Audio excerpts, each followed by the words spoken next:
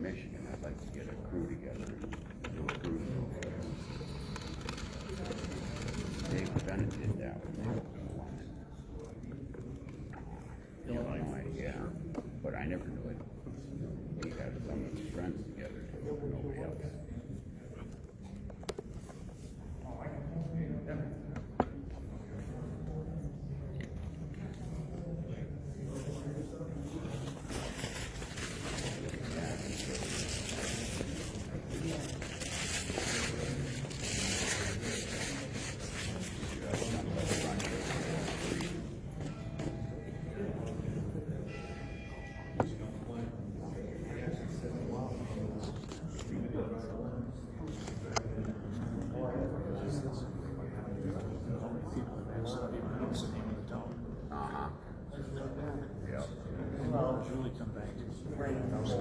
Yeah.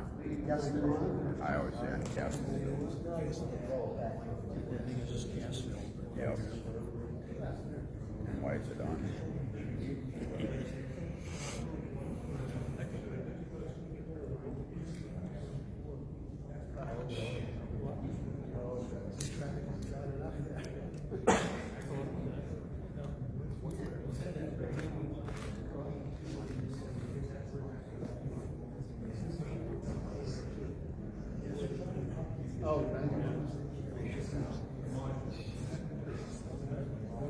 Yeah.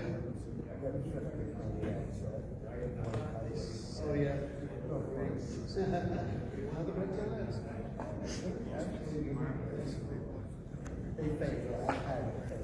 Yes, we have to across the hall.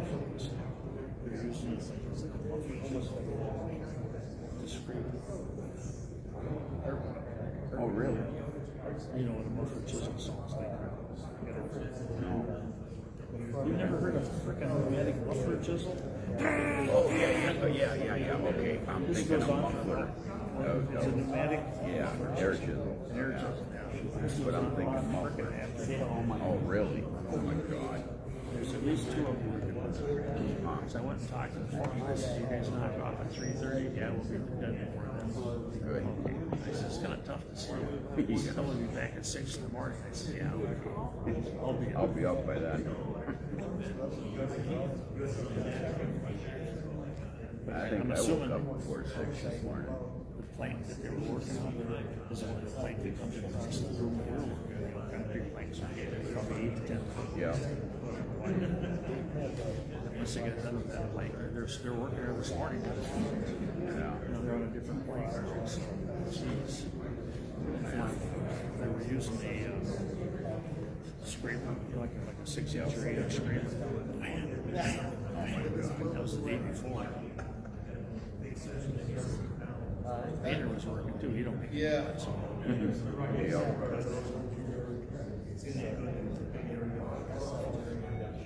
Yeah. These are the muffler, right? Air chisel. Yep. That's what it was. It's an air chisel. Yep. Yeah, I hate them. I got one or two around the house, but try not to use them.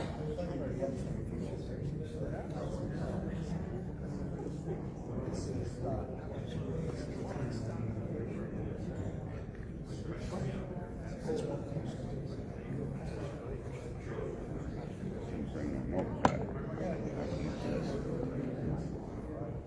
Yeah, there you go. Yeah. It's just You come prepared. not really. You got that? Yeah. All right. A chance to be taking new notes. What scene? Oh. Don't refute him, huh? Yeah.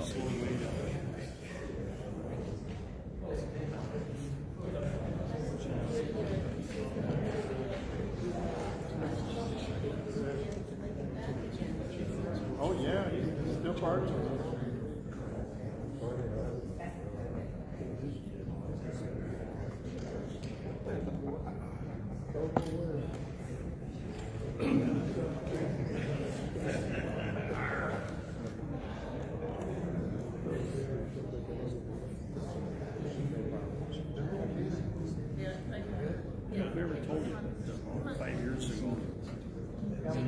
Grand National. Yeah.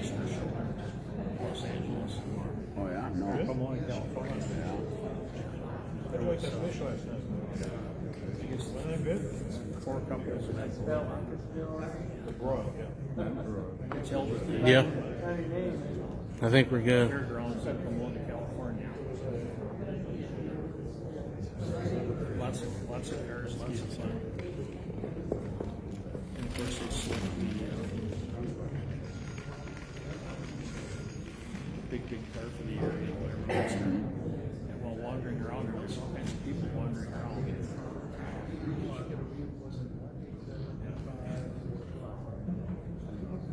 Anyway, the guy's got a TV program. And,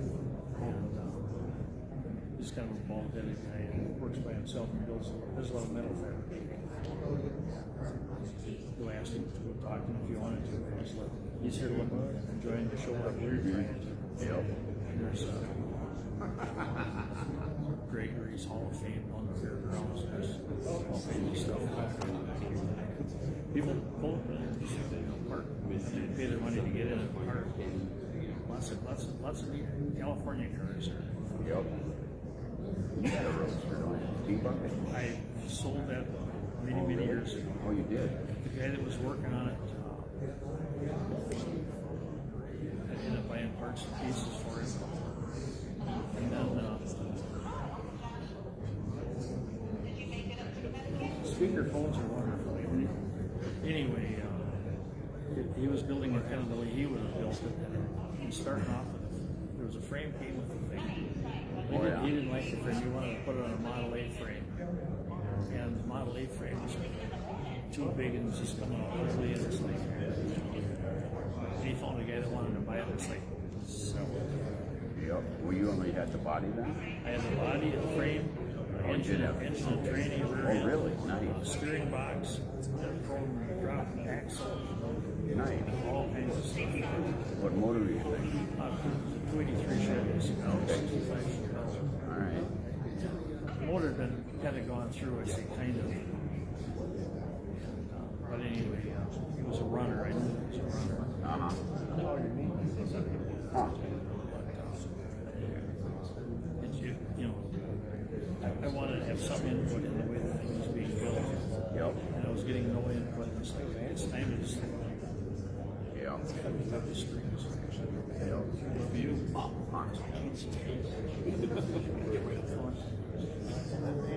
And then at this point in time, Gail was demanding this and that, and this and that, and this and that. Spend money on this, spend money on that. Spend money on this, spend money on this. Yep. Holy crap, we ever went in with the fine. Ready to go? All right. And then I want to go to the girl in Celebrity Room. I want to go to the girl in Celebrity Room. I want to go to the girl in Celebrity Room. Oh, really? It's 11. In more ways than one. 11:01. All right, I'd like to welcome everyone. Thanks for coming. It's 11:01, so we can get started, keep everything on track. My name is Tim Dye. I'm the Smoke Signals editor and the director of the museums. We'll talk about both of those things during the talk. Perusing the internet one night, I come across this, and mostly I ignore all those kind of things that people put up, but this one kind of hit home for me because I kind of thought that's me. I have a huge list every day of things to do, but I'd like to have some people to help do it. But anyway, just get as much as I can done every day and then start over the next day. So it's a lot has happened since we've last been together. Of course, everyone was affected by the virus and the pandemic, and so I think we just all had to carry on as best we could with what we were doing. But I wanted to go over a few things that happened in that since we last got together. Pontiac-wise, anyway, there was a Ventura flood in Michigan. You probably heard about that. Tim Evans in May of 2020 lost his Ventura collection. There was his building, from what I understand and what I read, his building was a little lower. He took all of his cars out and parked them on the street, which was higher. But I think really one of the main things is that I think they were expecting like 10 inches of water and they got 10 feet. So by parking all his cars outside, when it was all said and done, it looked like everybody in town owned a Fiero, and they were scattered all over, as you see the pictures. So I know he got a lot of help from the Fiero group and that, but it was pretty much, I think he had one Fiero at his garage at home that was saved. But anyway. And then, of course, a first for our club, the 2020 convention in K.I.T.T, Oklahoma was canceled. And so they're going to basically revive that whole situation there for next year. So hopefully we'll have better luck. And we lost a lot of notable people in the Pontiac hobby. I won't go through all of them, but I want to mention, Milt Shornack was one of the legendary people in our hobby that we lost. And this is him on the march, popular hot rodding. And I call this the classic Milt pose. This is every time I saw him, this is what he looked like. So I took this a couple years ago. And then we lost the Pontiac designer. He just went by Russ. I met him at Bill Porter's house, another Pontiac designer. Super nice guy. And he posed for a picture, so. But anyway. And then in November of 2020, speaking of Fieros, the last Fiero built sold. I believe the price was $90,000. What they did was everybody that worked at the plant kind of like basically put their name in the hat, and they drew a name, and Mike Kelly won. I believe he was a truck driver, and so he. But the neat thing about it is they did it before the car was built. So he was able to follow the car down the line, take pictures. Everybody autographed the pieces as they were putting them on. So it's a very special car. Well, it happened to be a friend of mine, Fred Bardemeyer. I call him Mr. Fiero. He was not going to go back home without that car. And so he stopped by the museum in Illinois, and I got to see the car. And then later, he came to Pontiac, Michigan, and I got to see him again. And he was interviewing Mike, who's in very poor health. And he got that photo album. He got all the paperwork and all the original stuff, along with this sign, if you remember. Going down the line, they stuck this sign on the car. And when you see it in person, you realize it's a ceiling tile. That is a piece of that's a ceiling tile that they made that sign out of. So it has got to be one of the most, documented Fieros. But it went to a good home, and I'm sure we'll have it on display at the museum at some point where everybody can come and see it. But it's really neat. So I thought I would kind of look back. I've been doing the magazine 6 years now, and I'm not going to put you on the spot and ask you if you read these stories, and then you've got to make up some excuse like your dog ate the magazine or something. I'm just going to go over these and pretend that maybe you didn't have time to read them, and that's fine, I understand. But some of these are pretty fascinating stories. But one of them I wanted to cover here quickly is about the Roadrunner that we featured on the cover. And this is kind of a behind-the-scenes shot of me taking the pictures and how professional or non-professional that may appear. But I hang lights and cover some lights, and I set mulch out and put different signs on it. This is a corner of the museum, and it was the middle of winter, so I didn't really have a choice. I couldn't go outside and do it.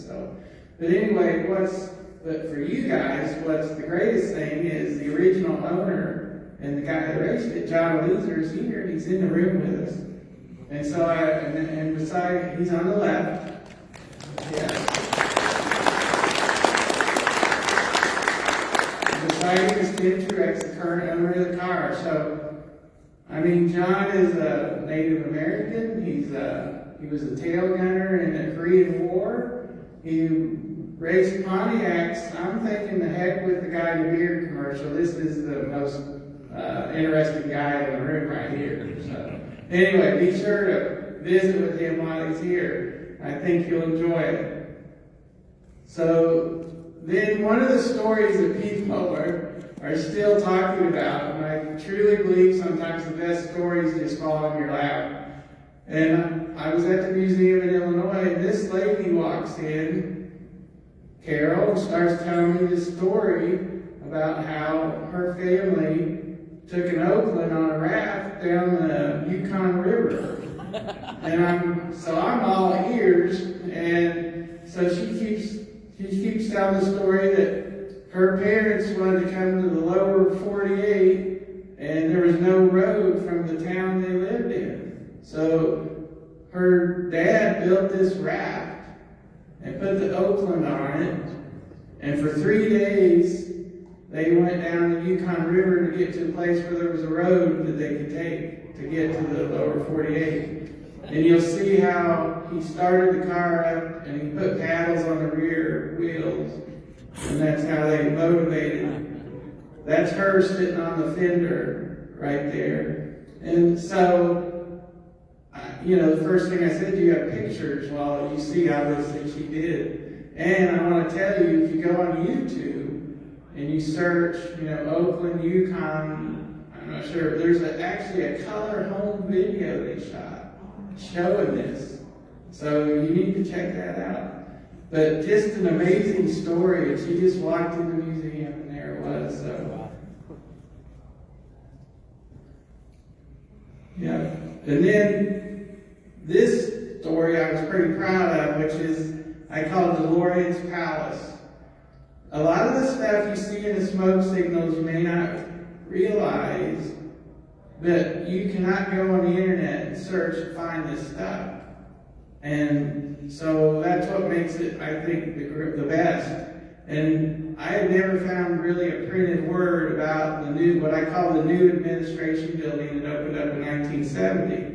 Well, this is the old administration building, and it was on what used to be Oakland Avenue. This building still stands in Pontiac, Michigan. It's offices now. This picture was taken in '59. If you look in the back there, you'll see the 1959 Pontiac on the billboard. And this is where DeLorean's office was. This is where it all happened. And by the way, I found those letters that are above his head, and they are promised to the museum. And no, I'm not going to tell you where they are. But anyway, we will have those letters at some point. So I call it DeLorean's Palace because he planned the whole thing. It was, if you can even imagine, and I can't really, what is all on your plate if you're general manager of Pontiac Motor Division in the 60s, third in sales, and you got so much going on, but yet he took a lot of interest in this building. But the sad part about it kind of was he never got to sit in it. He was transferred to Chevrolet by the time it opened in 70. So he had everything to do with it. Here he is breaking ground for the new building. And by the way, I was just so happy that I was able to find some amazing photos of this connected to this building. So here's some of the construction. And by the way, it is sitting vacant at the moment. There's not a soul in there. It really was a beautiful structure. And from these photos, I was able to track down who the construction company was and everything. So when I tell you he had everything to do with this building, here's a great example. This is John DeLorean with the artist that designed the art screen that went in the lobby. I don't know if any of you ever went in there and was able to see it when it was in operation, but it was a major focal point of the lobby. And as you're going to see, it's connected to some other things. And here they are again, and you'll see a little model of it on a table that they made. So the artist made to kind of show Pontiac what it was going to look like. And there it is, just standing in the middle. Amazing pictures. This is from a Pontiac publication that kind of tells the story and what the screen means, and kind of abstract art all these are supposed to represent like cars and highways and all just kind of stuff in the artist's mind. It all made sense, I suppose. But anyway, there is a picture of it installed in the lobby. So, and then this was, when they opened it up, this was a little souvenir they gave you on the open house day. And just, I don't know, it was an amazing place. Then here's another kind of a glamour shot of the lobby from the second level. And then this picture, what I wanted to point out, if you'll bear with me just a second, I forgot to get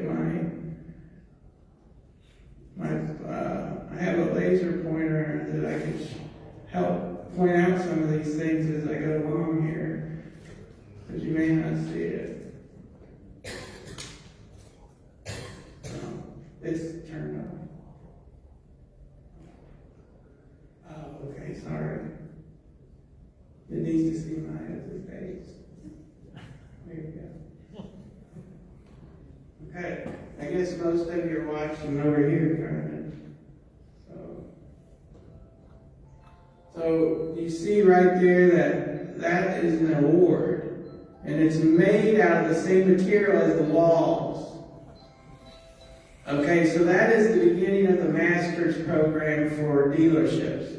It started around the same time the building opened in 1970. And if you met certain criteria as a dealer, you would get your name engraved on this as well as get a trophy, you could hold in your hand. So that's a one of a kind. It's about 8 feet tall. It weighs a ton. And it also is on, the base is on ball bearings, and you can just turn the whole thing. So the museum has acquired that piece. We have that piece. And I call it the mother of all awards, of all Pontiac awards. Here's the top of it. And so does that look familiar? It matches the art screen. And it's on that. So not only does the material match the walls, but this decoration matches the art screen. But then it goes further. This was an award that they gave in 1975. And the whole top of this is that big award. This is a replica. And of course, it also has that decoration. So when the light bulb went on for me, this is like, wow, like connecting all the dots. It's pretty fun. So here's another neat picture. Initially, they just had Pontiac letters, and then a few years down the road, they added the Pontiac crest on either side of the letters on the building. So I was just proud to present that story because at this point in time, you think there's not a lot of new things you can talk about, but this one was a good one. And then this car story was amazing that we were able to bring to the members. This is a 70 Formula Firebird, and it's got 436 miles on it from new. It's special order paint. You couldn't get black and 70 on the Firebird. This is a young man bought it in Butler, Pennsylvania. And he got it for a high school graduation present. And this is the shed or building out behind his mother's house where it's at. He drove her a little bit in the summer, and then he went off to college. He went off to law school. He got a job as a detective out of state. He didn't even come back to the car for, I think, around 10 years. He had, I don't want to say some issues, he just had everything had to be perfect. And so when he came back, the battery had exploded in the engine compartment. And in high school, he worked at Z-Bar, and he had to underneath Z-Bar relator that bucking. And the engine had a little bit of a tick at bucking. So the car just bucking. 3 things was wrong with it. So he wasn't going to be happy till that was fixed. And now I want you to look at this picture really good. What do you see wrong with that picture? How do you spell Pontiac? This is how he took delivery of the car.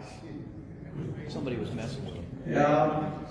And his family, see, I interviewed people for 2.5 months before I wrote the story on this, and everybody I've interviewed said the same thing, that this is the way it comes from the factory, and in the trunk was Chevy hubcaps. So, if you think about that, of course the Camaros and the Firebirds were made on the same line, and so it's very possible, you know. But that's the story. And that tag on the back is the only tag ever been on the car, and it's still on there. So here's the invoice. So special paint's the first thing, right up at the top. And so on the car, there's just 2 dashes on the plate. So the thing about special paint, unless you have some paperwork from the dealership, it could be any color. But on this particular car, we have no doubt what the color was. And of course, it had a lot of the good stuff. The safety track, the performance axle, heavy-duty battery, heavy-duty radiator, heavy-duty air cleaner, heavy-duty, you know, and then of course the 4-speed. But what you don't see is a radio. And you don't see power steering, you don't see power brakes. So funny thing about the brakes, every formula comes standard with disc brakes.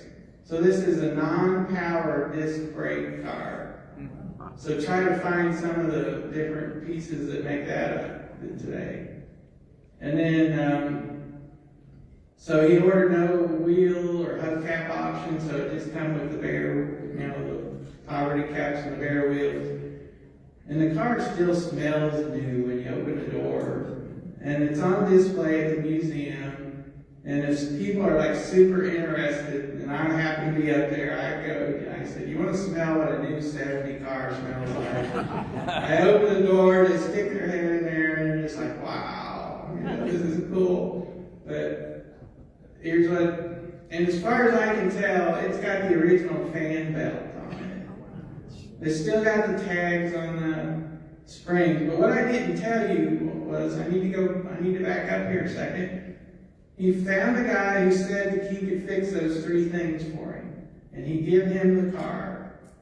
And he went over to see it later at some point, and the guy had it on this rotisserie and was stripping off the Z-bar. And the whatever material he was using to strip that off ran down on the sides of the car and stripped the paint off. And the guy was just beside himself. And he took the car back, put it back in that shed I showed you earlier, and it sat there for years. So you're starting to see the picture why mileage is what it is.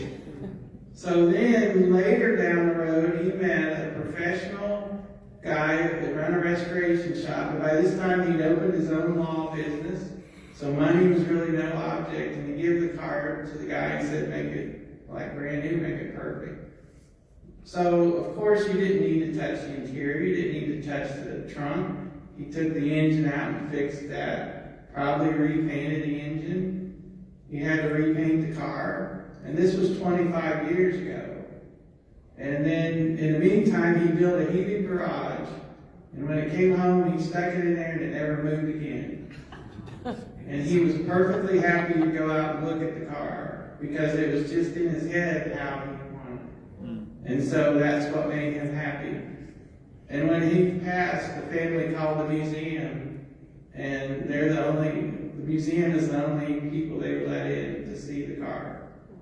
And people who lived in Butler, Pennsylvania didn't know about the car because it never left that garage.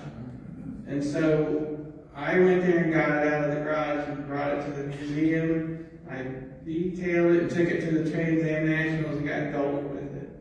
I mean, it's just a perfect car. And you can't hardly take a bad picture of it either. So it had 433 when I got it. So moving it in and out of the trailer from the shop to the museum, which is about 3 blocks, I put 3 miles on it in about 5 years. So it does get started every once in a while, and it does. But what an awesome car. So another story I was really proud of that I spent a lot of time on was about a couple guys named Chief Pontiac. And just amazing stories. So this is A.R. Glancy in the middle, right here. And he was general manager of the Oakland Motor Car Company. So what Oakland would want you to believe is that the story I'm going to tell you is what they want you to believe. But what really happened, or how it really, we may never know. But anyway, supposedly the Indians were so happy that Oakland Motor Car Company named a car after one of their own, Chief Pontiac, that they invited Clancy to come to California into this canyon, Monrovia Canyon, where they had a special ceremony, and chiefs from several tribes came and made him an honorary chief, called him Chief Pontiac. And I was all on board with all that. And it all sounded above board and good and everything until this guy came into the picture. Now you may remember this picture from John Gunnell's book, 75 Years of Pontiac Oakland, but there's no detail in that book about who this guy is other than it's Chief Mad Wolf, because you can see that on the spare tire cover. But in my digging about the story of Clancy and this special ceremony that took place in this canyon, I come across Wayne Abbott, Chief Mad Wolf, and he was the master of ceremonies at this event. So right there, then things sounded a little fishy, right? Well, I looked into Chief Mad Wolf's history, Wayne Abbott, and as a younger man, he worked here at Seal Beach. And he did all kind of stuff, like he was a wing walker on airplanes. He was an entertainer. And as I further checked into this, it seems like a lot of supposed Native Americans were actors and entertainers at the time and played with Chief. So we'll get into more of that in a second. But after I finished the story, I found this piece. I had never seen Chief Pontiac with a sombrero before. But this, date-wise, this matches up with when Clancy was in California for that, and you'll see his name on there. This matches up with when he was there for that meeting with all the chiefs. So, Clancy was so impressed with Chief Mad Wolf that he hired him to promote the Pontiac. And that's where that picture came from that you saw in John Gunnell's book. So I don't think Abbott was a Indian, Native American. I don't think any of that, but it's an interesting story, and I love digging it up. But then here's another guy. This is Ernest Davis, also known as Chief Pontiac. He is definitely not Native American. He lived in the Michigan area. And at one point, he worked at Pontiac Motor Division. And the one thing I never could find out is if he legally changed his name to Chief Pontiac. But it appears that he did, because, like, he belonged to this lodge. And I forget now if it was the Moose or what lodge it was. But so I called this lodge, and the guy thought I was pulling his leg. And I said, "You used to have a member called Chief Pontiac. Could you please look up anything you might have?" And he said, "Well, I'm sure we didn't have a member named Chief Pontiac." I go, "Well, I think he did. In my research, I found it." So he called me back later and he says, "Well, I'm holding the membership card for Chief Pontiac in my hand."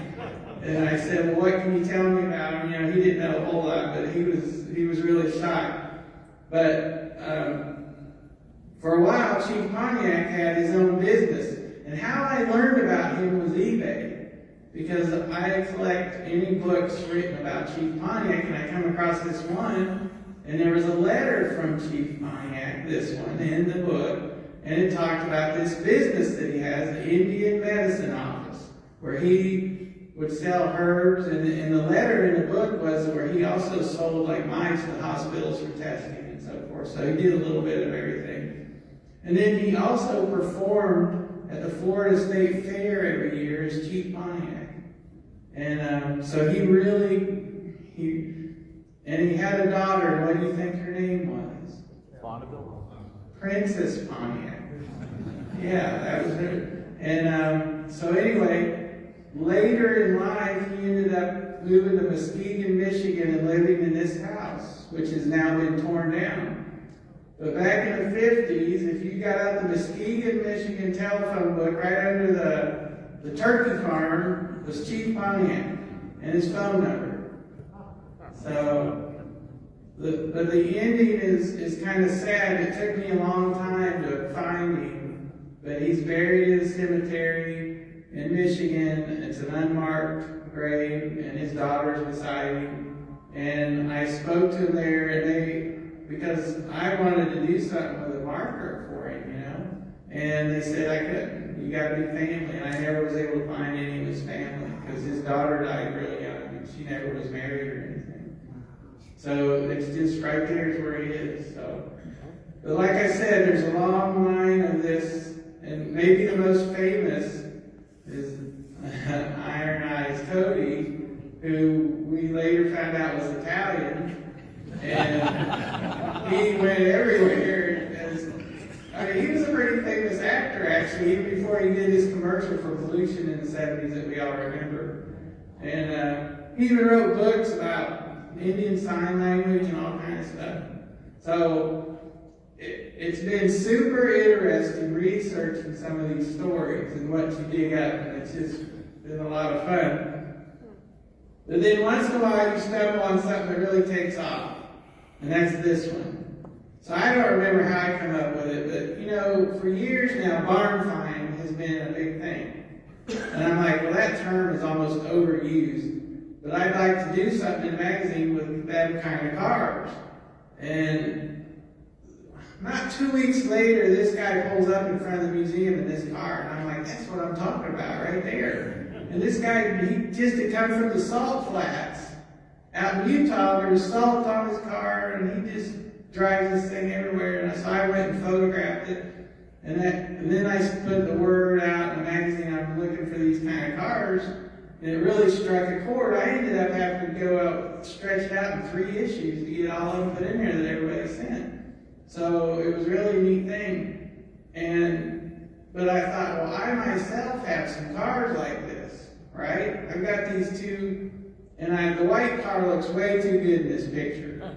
When you see it in person, these are 77 Ventura Sprints, which are very unique and rare. That does not translate to valuable, but they're very unique and rare. I'll just leave it there.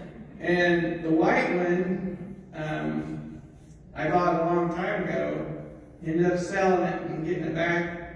But the one that's painted red is actually a twin to it. It was white, same everything except the red one had buckets and the white one had a bench seat. But they were, like I said, they were both white to begin with. So this story was perfect for the not so good, the bad, and the ugly issue. So these cars go back to, there was 2 cars that they made to see what the Can-Am would look like on them. One of them was this Le Mans Sport, which we've lost track of. We have no idea where this car is. You'll see it's got painted black bumpers on the bottom, painted white on the top. Some unique things about it. Well, they also made a Ventura Can-Am prototype car, and I purchased that car out of a wrecking yard in Granville, Ohio, many years ago. And on the right is a slide that shows this car when it was nice and new. And this I first saw in the Jim Langer slide, and he gave me the slide. And that's where it is the same situation. It's got painted black on the bottom, bumpers, you can see, shaker scoop, it's got louvers, splitters, exhaust splitters, a pretty neat package. Well, as we all know, they chose the Le Mans to be the Can-Am. And this is one that I've owned for a long time now. So that's kind of how the Can-Am came about. Well, there had to be an insider person that knew all this was going on, because the minute they chose the Le Mans, somebody says, well, hey, let's make this sprint package that we can sell through dealers, and this is directly taken off of the prototype Ventura. And I know that because the production Can-Ams had stripe colors, orange, yellow, red, in a certain order. The prototype cars have it in a different order, and the stripes on this car matched the prototype cars. And it had louvers, just like the prototype. It had a spoiler. And of course, it had stripes, and it said Sprint on the fenders and on the spoiler on the back. And so I ended up buying one of these that sold at Ernie Miller, Pontiac in Tulsa, Oklahoma. And Ron Shirley was the salesman. He passed recently, but I visited with him, of course, about this car. And he remembers ordering the car. Well, Ernie Miller was going great guns, and I suspect that every little brochure that come along, he ordered it, because he was selling everything. And in this particular picture, Penny and I are taking the car out to the POCI Convention in California in the early 90s. Well, after I got this car, a friend of mine sent me this picture from a used car lot in Arkansas. Well, I didn't have any money to do anything about it, and I didn't need two of them, so I just let it go. And that was back in the early 90s. But if you Google this car, 77 Ventura Sprint, two cars come up. This one's sitting in a wrecking yard somewhere. And here's another picture of it.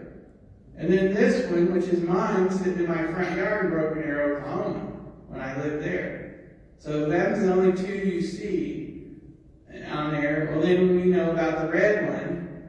And then when I went and drove that car to California at that time, I literally stumbled across a Sprint rear spoiler in the swap meet.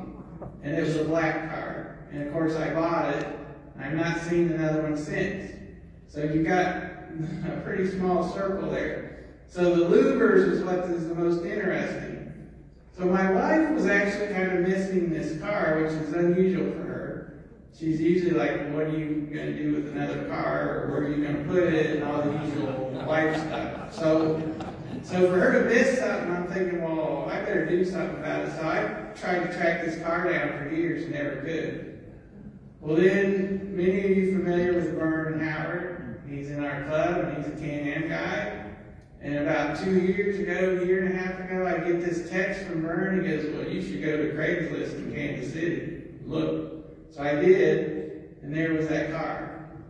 And so this is me the next day in Kansas City picking it up. So anyway, I couldn't believe it. It was at one of them pay-by-the-week car lots, and somebody had traded it in. And they didn't know what to do with it. So, because it wasn't their thing, and they stuck it on Craigslist. The minute I saw that text, I called, I got on Craigslist, and I called the number, and I asked how much, and I said, I'll be there tomorrow. So that's how that worked. Then, probably 6 months, 9 months after that, I get a phone call from a guy who saw an old story that was put on Ken Frederick's Facebook page out of Arkansas that I wrote like 25, 30 years ago about these cars. And he stumbled on it. And he called me and he said, well, I found this 77 Ventura Sprint in Arkansas. And I said, is it red? And he goes, how did you know that? And if you'll notice, it's got still the same wheels on it that it did in that car lot picture. So I said, I told him kind of what the deal was with them. And I said, if you buy it, I'll be happy to help you out any way I can. If you don't buy it, let me know, because I might want it. So he ended up calling me back and said, well, it was a project for his grandson, and he didn't want it. So I called that guy and made a deal. Well, the pandemic had hit, and I was kind of a little iffy about traveling with a trailer, and could you even get to a drive-through, because none of the restaurants were open. So I called Ken. It's his fault anyway. And I said, would you go get this car for me? So he did. And then later I went down and got it. So when I run the VIN number and got the invoice on it from PHS, guess what? It came from Ernie Miller, Pontiac, Tulsa, Oklahoma, the same dealers this car come from. Wow. And that's why when I say they're twins, they literally are twins except for the seat configuration. And now I've not done it yet, but I'm thinking I better run the VIN on that junkyard car. I guess I need to back up. I'm getting to that part of the story. So I put this story in Smoke Signals, and I get a call from a guy in Tennessee, and he says, I'm the one that bought that car in the wrecking yard. And he said, I never removed it from the wrecking yard, but I stripped all the parts off of it, and that was many years ago, and I don't guess I'm not going to ever do anything with them. And so I was busy, I was traveling or something, so I sit my wife down and she went and got, now this is not the ones, and I failed to tell you we were missing one of these now. The white car, when I retrieved it from Kansas City, it was missing one of them louvers, and I'm like, I'm never going to find one of those. But now I got another set of louvers. So, but anyway, it's all good. So now I just need money to fix them up. So I wanted to tell you a little bit about the museums. So we have the Pontiac Open Museum in Pontiac, Illinois, which has now been open 10 years. Can you believe that? And so a couple of years ago, we had a building in Pontiac, Michigan donated to the museum, a 55,000 square foot building. So we started transforming that into a museum, and we're still working on it. So I often travel from Pontiac, Illinois to Pontiac, Michigan. And I purchased a house in Pontiac, Michigan, because I noticed how fast the prices were going up there on houses. So I'm glad I did when I did. And we kind of lost our living situation in Pontiac, Illinois, so we found a really small little house, because I'm only home long enough to take a shower, do laundry, and sleep. And I mostly live at the museum. That's where my office is, and it takes so long, I spend so much time on a magazine, so that's where I end up working, and all night generally. So, but anyway, it's 5.5 to 6 hours, and I don't take that route. I go up 57. I leave Pontiac, Illinois, and I go up 57, and I go like that, and it's 5.5, 6 hours. So I know every bump in the road in between them two places. But I spend most of my time in Illinois if I'm not traveling right now. And then I spend about a week a month in Michigan. And that's kind of my schedule. So here's the museum in Illinois. If you've not been there, this is kind of what it looks like. You see the Firebird there on display. That's my 1970 display right there. Larry Kulig, who's here at the convention, this is his car. It's on loan to the museum, a 49 Streamliner. And I knew another couple in Illinois that had this 1949 teardrop trailer made out of World War II bomber wings. And I thought it was a perfect setup, so I put them two together. Here's what the library looks like there. And that's right outside my office door. So what a great thing to have right there as I work on the magazine. So the POCI library is here and then on the other end. And then this is my library, and then the museum has acquired quite a library as well, and that's all in there somewhere too.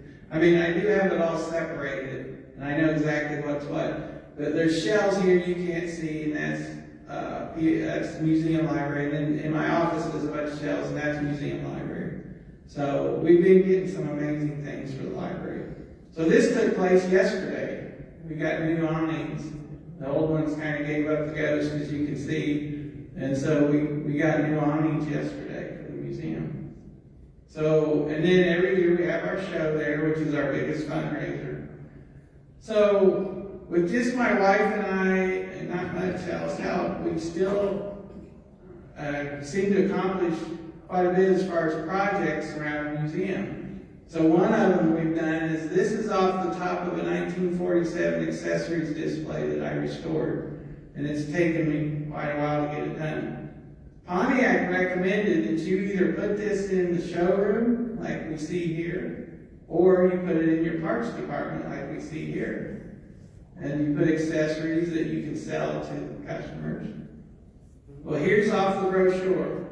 So you can see it costs $158.50 new. You can buy a whole setup of accessories to display on it for more money, $171.50, and then you can buy a set of 60 of the official price tags for $17.40. So here's what the price tags look like. And so if you got any extra of these, I'm collecting those, and I'm also collecting accessories. And so here's what the brochure picture looked like.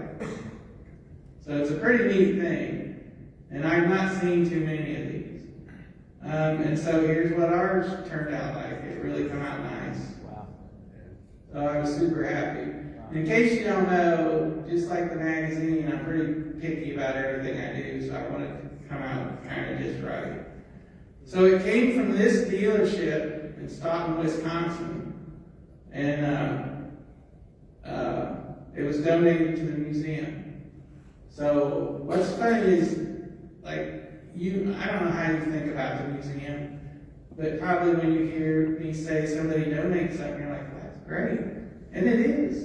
But then it creates a lot of work for Tim most of the time, because then I gotta fix it up, right? So, but it's all, I mean, I enjoy doing it, but I'm just saying, it would be great if all these donations came with like a check, you know, like some money to fix it up, or, you know, some kind of fund would be awesome. But in this particular case, the gentleman that owned this building, it was his uncles that owned the dealership. And through the guy that donated the other piece, he contacted me saying that I should come and I could take anything out of there that is Pontiac related. And I'm like, who doesn't want to hear that? And so it was like a couple of years ago at this time of year, and so I'm running all over the country and I need to be doing this, and so I had to delay a little bit. I told my wife, I gotta get up there, So I just took off one day and I headed up there, and I walked in the building and there was some stuff still there. There were some NOS parts, a few, nothing, you know, magnificent. There was some Kentmore tools, you know, which is the official tools of the Pontiac. But what I thought the funnest thing I got was the door in between the service department and the showroom. I just thought that was awesome. So I got the door, and so I got like half a pickup load of stuff. But then about 3 months later, that guy passed away. So I'm glad I just finally said I gotta go do it. So, and then I have this vision down the road for an engine room, which displays a lot of Pontiac drivetrain pieces and engines and stuff. And so several years ago, we acquired this 59 tri-power motor, and that's what it looked like when I got it. And it took me 2 years to do this motor, mostly because of tracking down all the correct things to deck it out. And because, as I mentioned earlier, it's got to be perfect, right? So here's what it looks like now. It's on display in the museum. It turned out really nice. And so I try to do one of these every winter, but this one took 2 winters. And then last winter I did this motor. This is a 67 overhead cam 6 sprint motor. But the opposite of the 59, it was 97% complete. So that helped a lot. So I was able to complete it over the winter time, this last winter. We have a shop down the street from the museum in Illinois that's heated, and that's where I work on all this stuff. So this is here, it's all stripped down, and I'm spreading the parts out. And then this is it, almost done. So just not long ago, we had an unveiling, and the guys with the Red Cam chapter helped out financially with the motor and a few pieces. The hardest part to find was the little piece that clipped on the cam cover that the spring from the carburetor clipped to. It was a sprint-only piece. It took me a long time, but finally someone come up with one. So that was the last piece. That's Fred Simmons on the left. He's a big overhead cam 6 guy, and he donated a couple of parts for the engine. And so we had a few people come for the unveiling, which was awesome. So here's my little display. I call it little because I have visions of something much bigger, but it's going to be a piece at a time. So we down at the end, we have a 301 turbo. We got the 59 tri-power. We got the 1/8 4-cylinder. And then we got the overhead cam. And then here's a 32 Pontiac V8 right here. So we got some pretty good motors. And if all goes according to plan, this next winter I think I'm going to be doing a 55 Stratostreak V8. Because that's a significant, first of the modern V8s for Pontiac. So I'm trying to do a cross between significant motors and unique. And so, I don't have a 352 barrel on my list. I'm sorry if you got one of the motors. But the resources and my time, I got to be picky about. And it better have some historical significance. It'd be a while before I would get to meat and potatoes motors. I'm trying to do unique, or like I said, historically significant. Now, pay a little attention here to these engine stands. I love this engine stand, and I'm putting a call out. If anybody has one, they quit making these. And they're very sturdy. I like how the wheels are covered on the ends. They I don't want you to come up and notice the stand. I want you to see the motor. So I paint them black, and they're just there, but they're safe. They're very safe and sturdy, because if you're like me, I've put some 400 loaded Pontiac motors on a stand, and they're kind of sagging. And I don't think that's too safe for the museum, but this one is really good. So if anybody has one of these that they can live without, I would like all the engines to be on those stands. So these are some hands-on projects that we've done, but we've done some other kind of projects.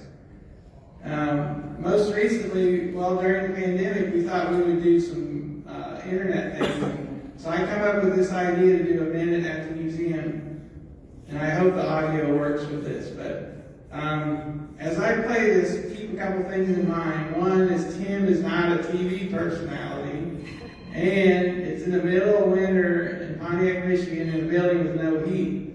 And so I noticed some of my words are a little like my lips were cold and my jaw was moving slow. So let me see how this plays here. So.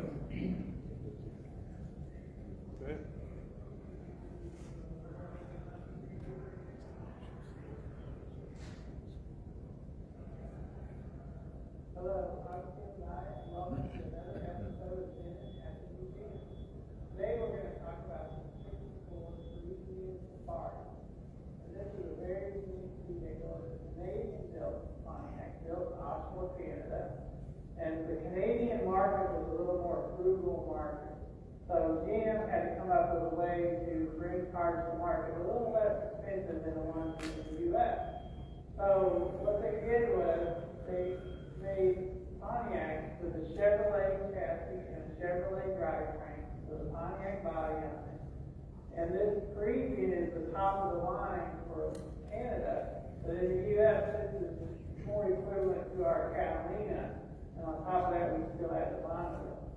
So what's interesting about it too is the engine combinations you can get.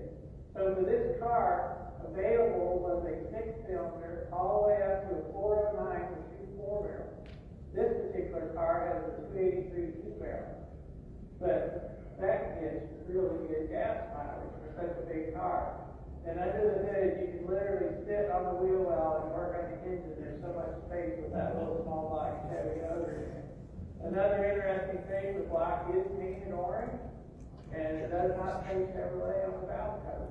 Anything connected to the chassis or frame, like say the steering column and steering wheel, brake pedals and so forth, are all Chevrolet. Everything with the body is Pontiac. And there are a lot of other minor changes like the hubcap. The U.S. ones say Pontiac Motor Division. This one says Pontiac on the hubcap. So there's lots of little changes on these cars. So it's a really interesting vehicle you can see here at the Pontiac Transportation Museum. Thank you. You're hired. Okay, so we made a whole series of these, and about every 2 weeks we put another one on, like YouTube and different, and we're still doing them. So, but it's just to try to get the museum's name out there. So probably the biggest project we ever took on that we've completed is this 73 Grand Am that was donated. And it was donated by the Goad family. And this car was ordered brand new by Louis Goad, who was vice president of General Motors. And I thought since the car had kind of a neat history, we got the invoice with it. And the invoice, because of who he was, had his name and home address on there instead of the dealership. And so it's got some neat history to it. So it had been painted, so that, as all of you know, that was the biggest expense of doing the car. So since that part had been done, the story of it kind of was that Tom, his son, which some of you may have known, he took this car to be restored. They took it apart, painted it, and then like shoved it in the corner for 20 years. And then he passed away. His son Ted got the car, and he called me up and said, "Why don't you go get it?"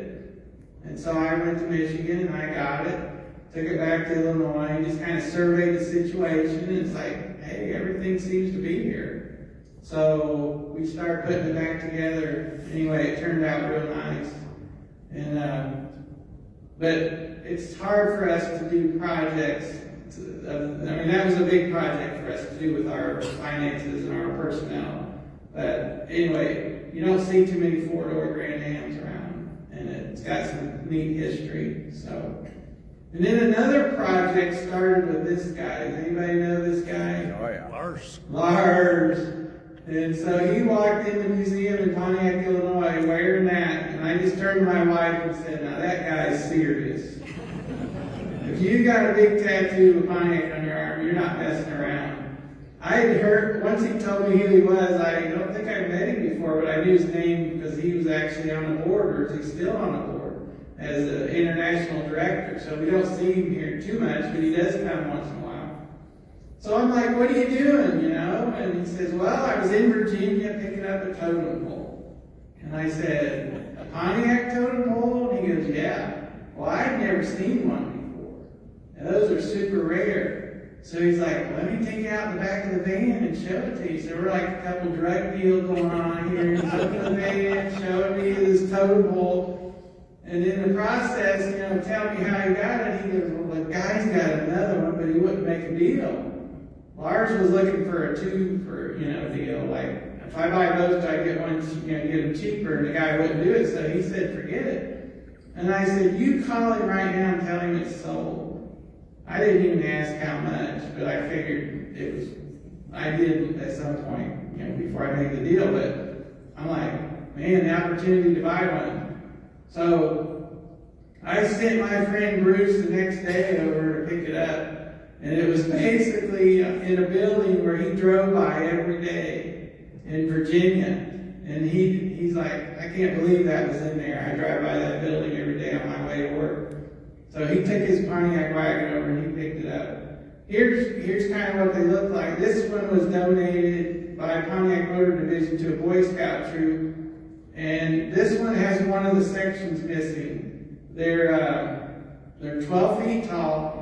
They're made out of plaster, painted to look like wood. They're a companion piece to the chief statue you've probably seen.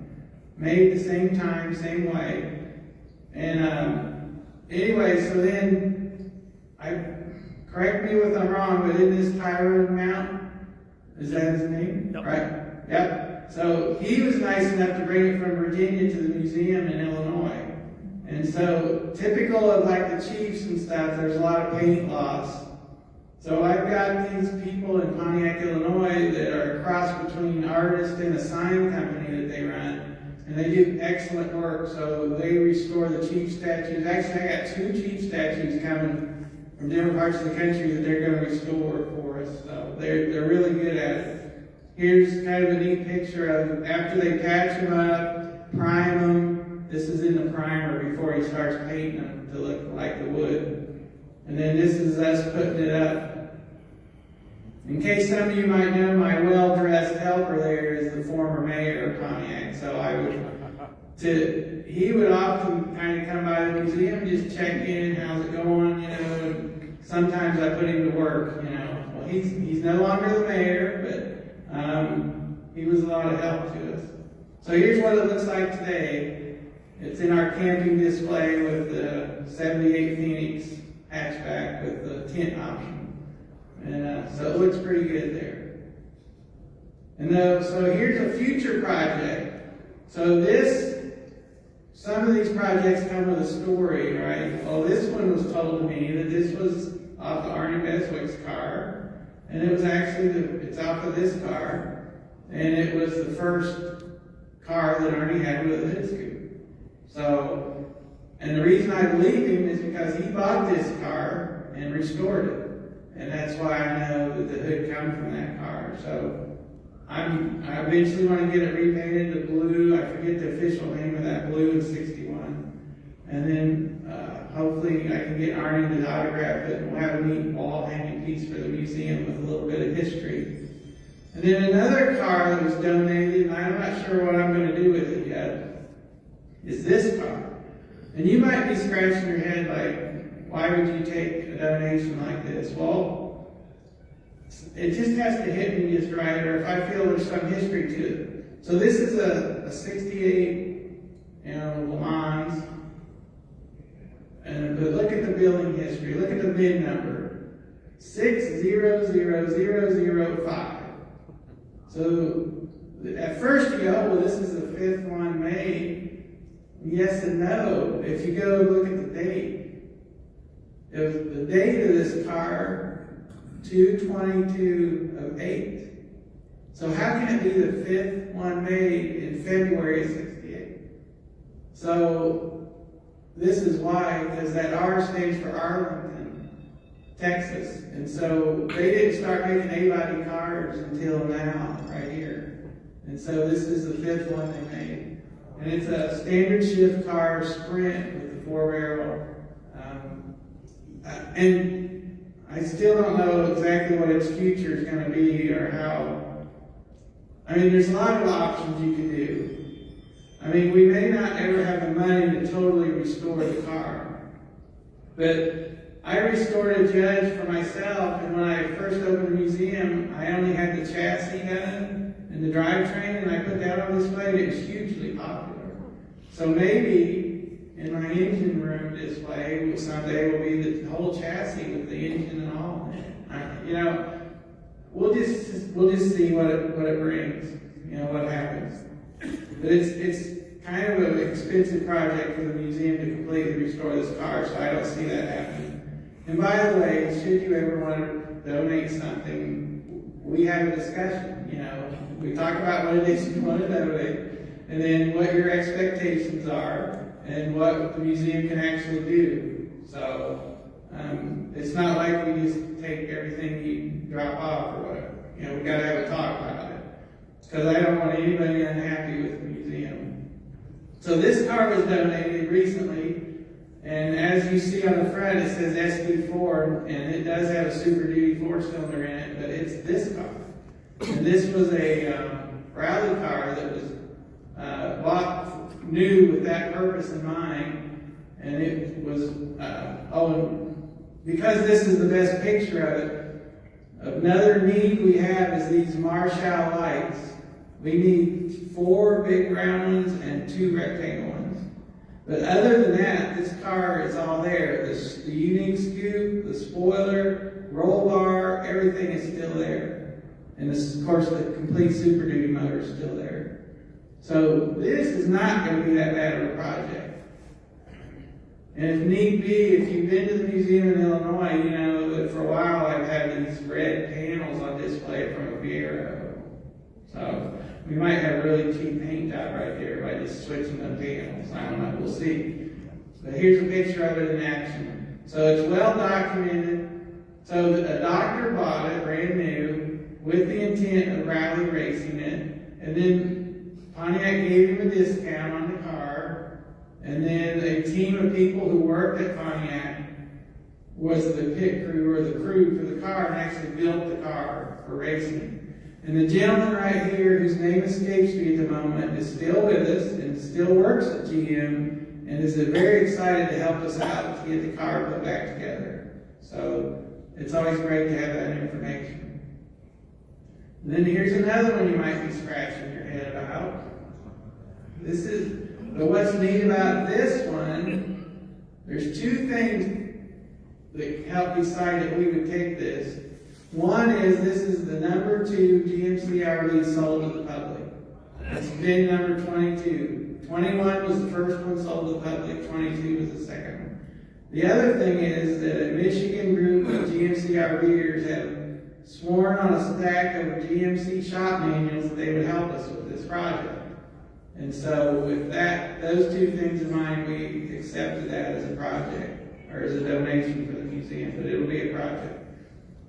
And then I'm going to go back to the Goad family again. This is Tom and his wife, and I believe her name was Chris. And I love this picture. and they got their matching shirts on and they're in their boat. Well, we have this boat now.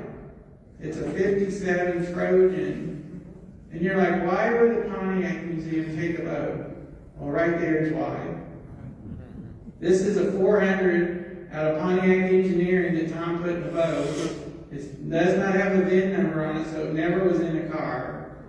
And it's a standard ship 400 block. And so that's got pretty neat. Tom then, and I know this is a little hard to see, he hand drew the schematics with the Pontiac motor in there of the boat. I just thought that was pretty good.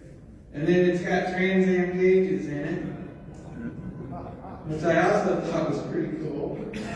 And then here's some of the signage on the outside of the boat. So, again, this boat's pretty nice. The outside probably needs repainted, scraped and repainted, and the rest of it just needs cleaned up. And it's kind of a time capsule, but it's a really interesting piece.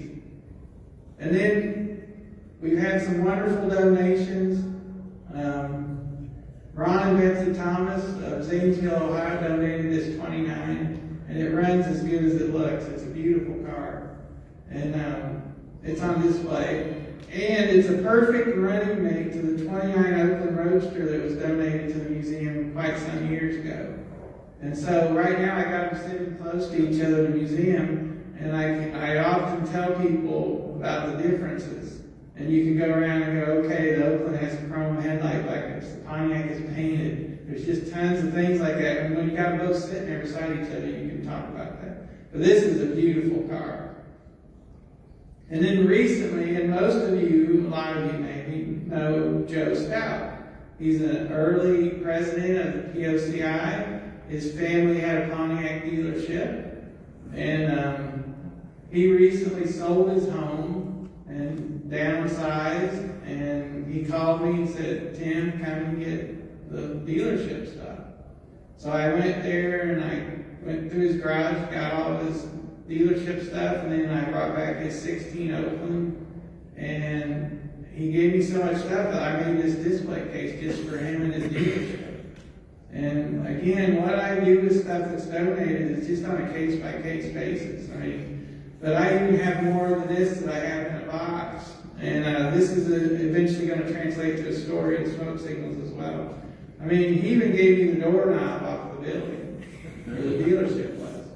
So, and he's just a neat guy. I've known him for a long time, and I was so honored that he donated these things to the museum.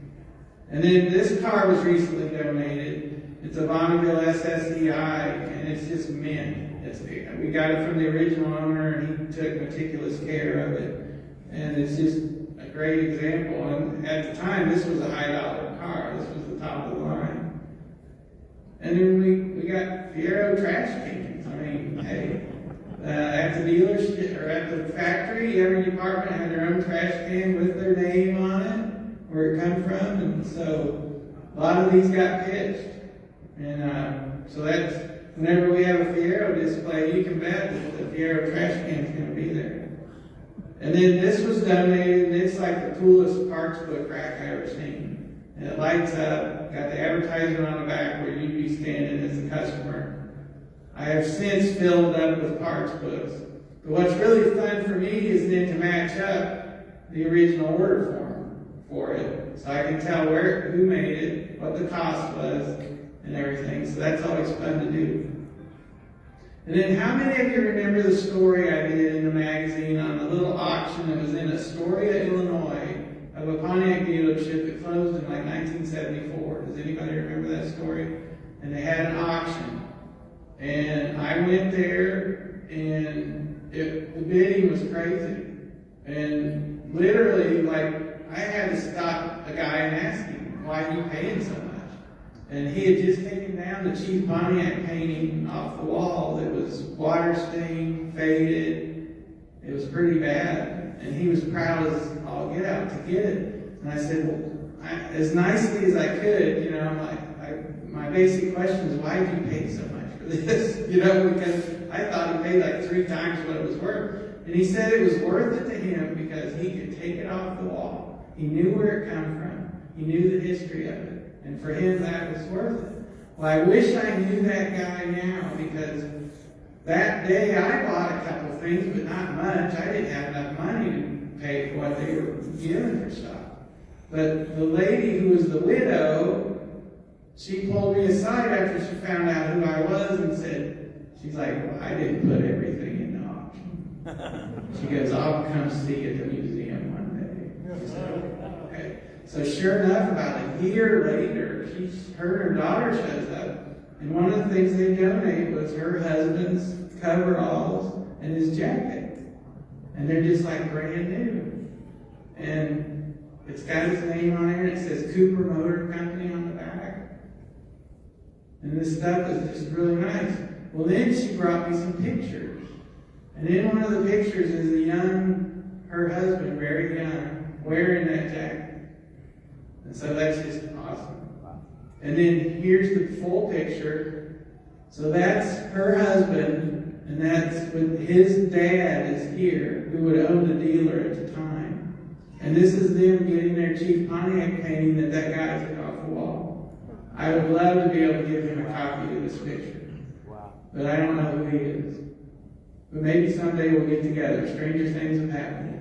You may walk in the museum one day and say, well, I'm the guy you talked to that bought the Chief Pontiac painting. So we'll see. But I just love this kind of history. And she says, well, I'm going to come see you again one of these days. So I don't know what she's going to bring me, but I'm sure it'll be good. And then recently we had donated 300 of these drawings that came out of Pontiac Engineering. Now these are not like the pretty drawings that the designers do. This is more, I think, as you can see, there's all kind of measurements on this one, and then the newer one, I think it's for like emblem placement and all kind of stuff like that. But there was like 300 of them. And these all came, and I'll tell you this as quickly as I can, but this comes from a club that was formed in Pontiac, Michigan, mostly made up of employees of Pontiac. And when Pontiac ended, the club dissolved, and the guy who had and the club was very big for some reason about collecting archival stuff, literature, all kinds, and most of it comes from Pontiac Motor Division because they were all employees. And this was some of that stuff.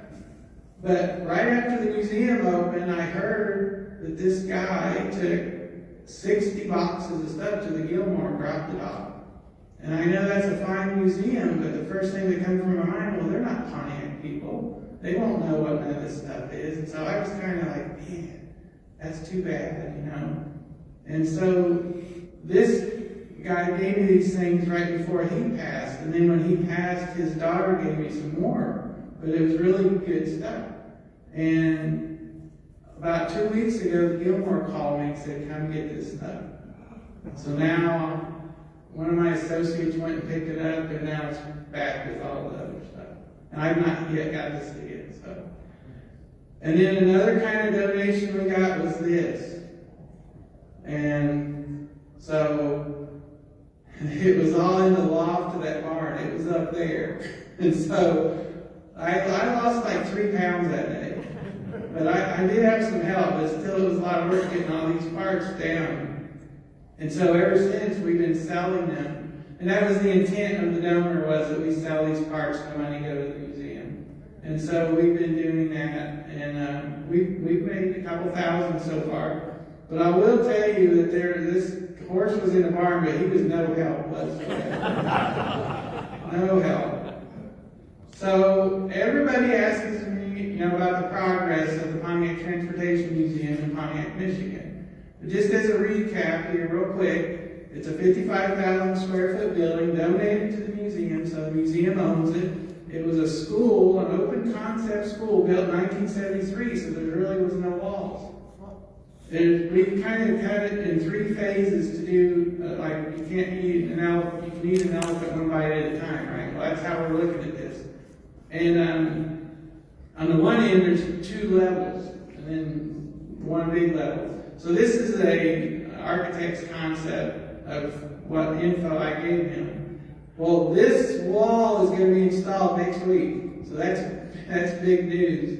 And so this is what, for instance, what the backyard looked like when we took over the building. And here's what it looks like now.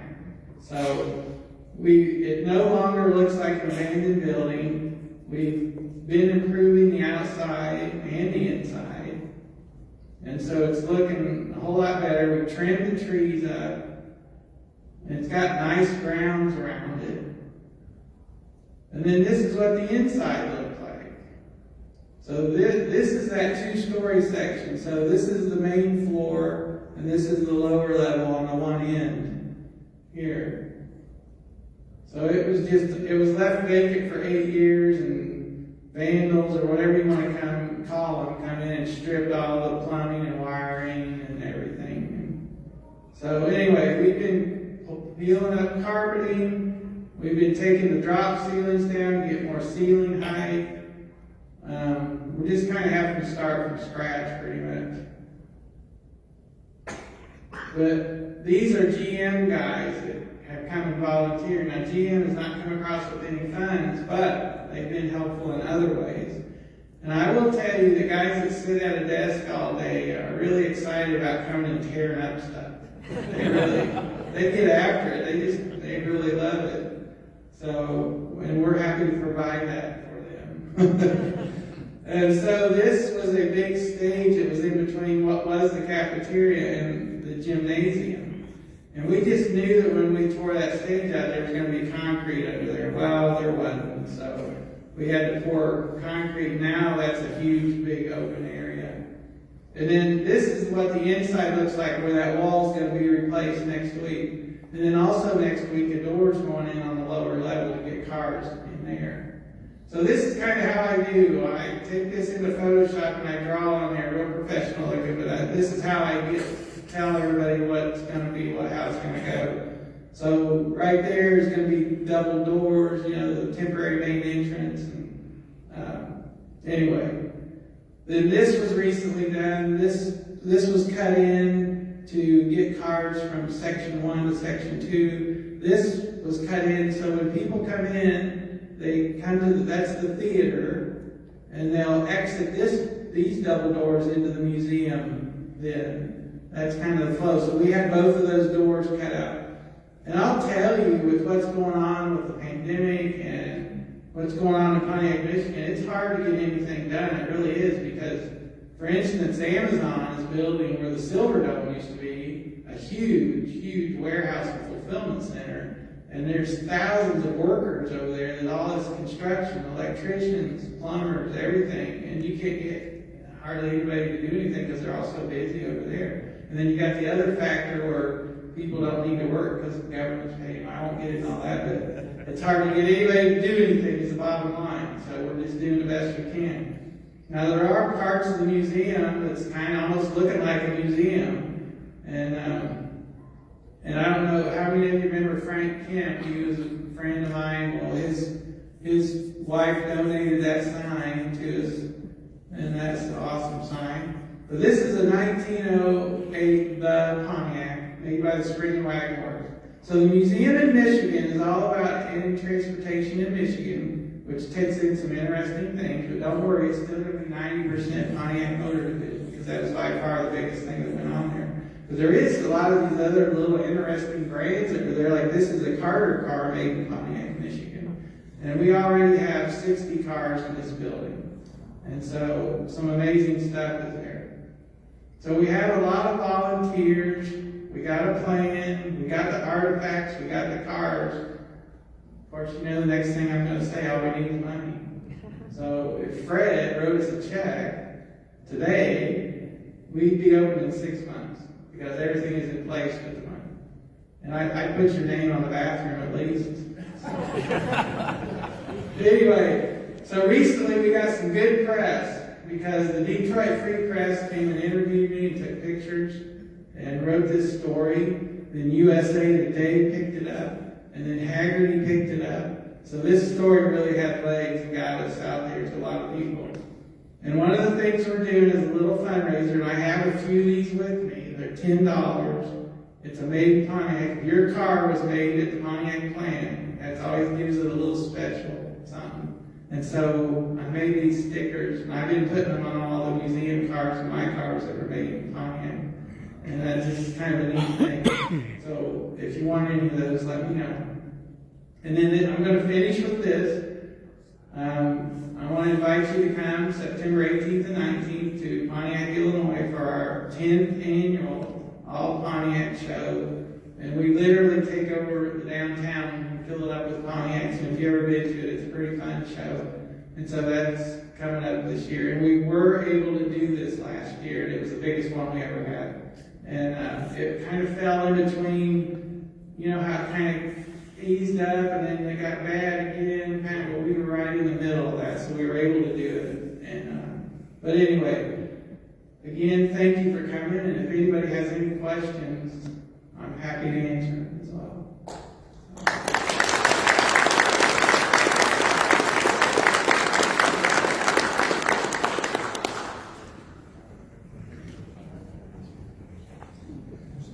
No questions? All right. Have a good one.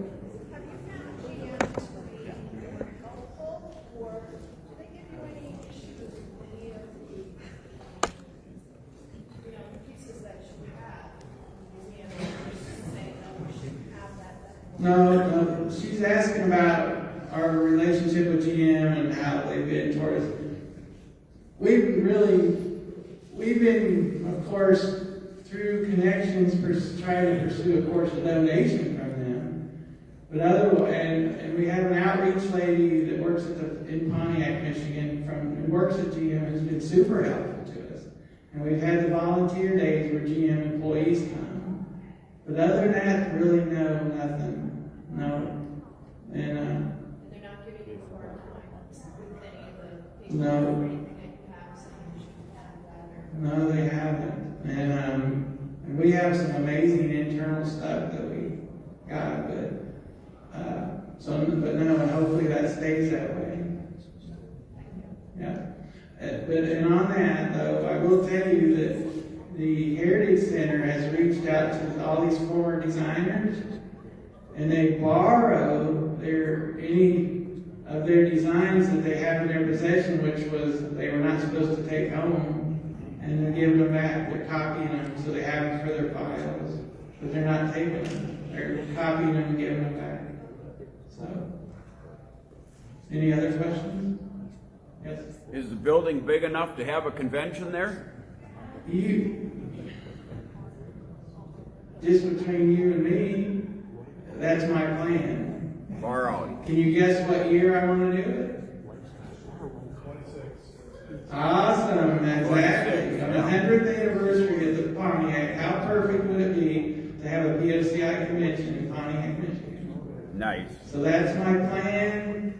Whether I can pull it off, we'll see. But it's going to take volunteers. There's chapters there, but to be quite frank with you, everybody is up in years. And by the time 2026 comes along, I'm not sure how helpful they'll be to me.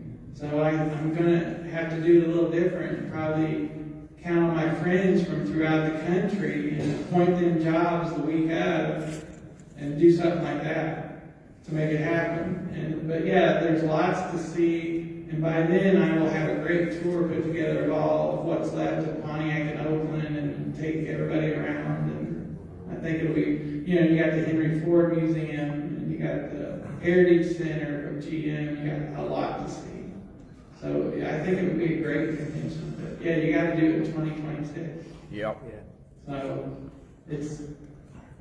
that's my idea. We'll see if I can make it happen.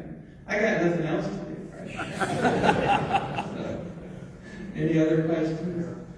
What's your open? When are you open in Illinois?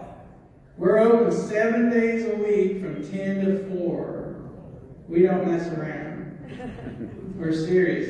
And if any POCI member comes, your best experience would be to call ahead, and hopefully I'll be there to give you a behind-the-scenes tour, because that's the best. There's a lot of stuff we can't put on display that I have set up in other parts of the building, but because of regulations and lack of wheelchair access, I cannot open it to the public. But I can take you, or my wife can take you and show you around. As a matter of fact, right now that's going on with a Pontiac couple that's there at the museum. Yes?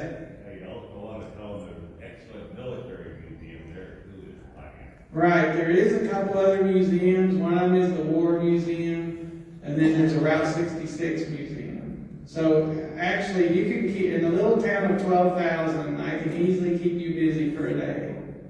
So, and there's nice hotels, a New Hampton Inn, and so it's a great, I call it Mayberry. It's pretty close to that, you know. So, yeah. Anything else?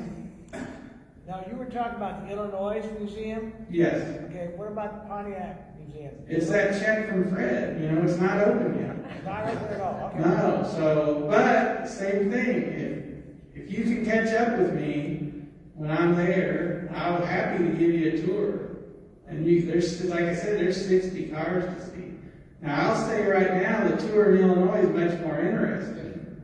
But if you like just looking at cars, you're gonna see more of them in Michigan. So, yeah. And it's always changing. Everything's always changing. So, anything else? I want to thank you for all you've done for us. Oh, you're welcome.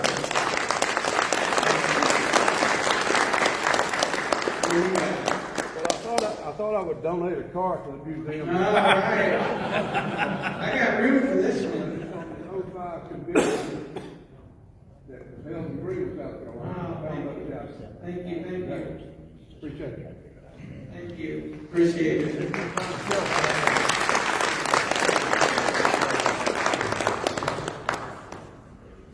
All right, well, I guess we need to go see some cars and do some other things. Thank you.